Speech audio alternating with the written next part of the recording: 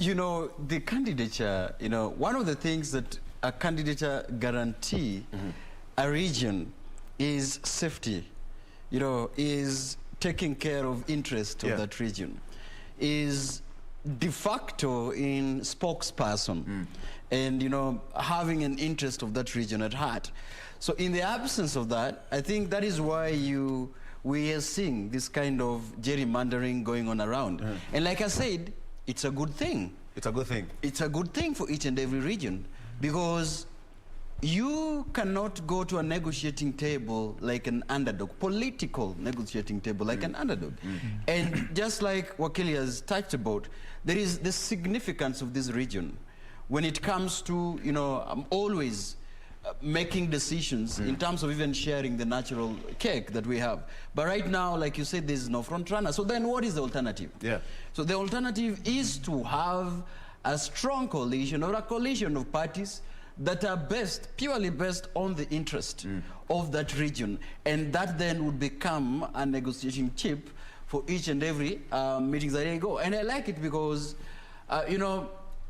these have been forthcoming, and it seems that they are settling finally in terms of looking at their interests, first of all, and whether they are going to have a candidate or whether somebody is going to settle them as, as a deputy, their deputy. The issue is that now Mt.Kenya has got an issue to have and to present in the political negotiating table.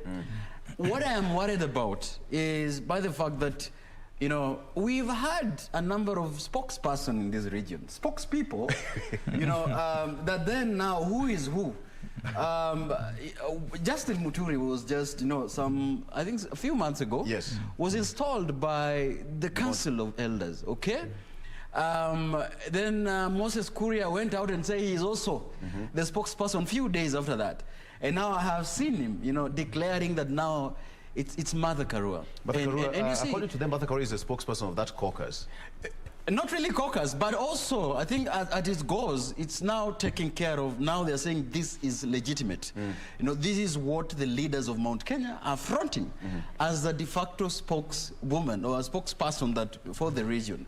So Victor, I think this is one thing that is interesting in that region. It's good for political discourse, but I am worried if it goes long without them, or settling for a unitary frontier to begin discussing on these issues. The other thing is now on the fate of the issues, because some of these issues were ingrained on the Building Bridges initiative, and therefore it means if there is an opening of a political discussion about them, it is not only that any person they are having a discussion with would just have this discussion in an empty shell. There needs to be a framework, to inculcate some of these demands.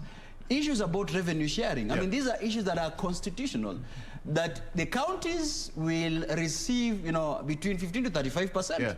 And you see, it's not just something you can have on, and actually, on a negotiating table, on a gentleman's agreement or a gentle people's agreement.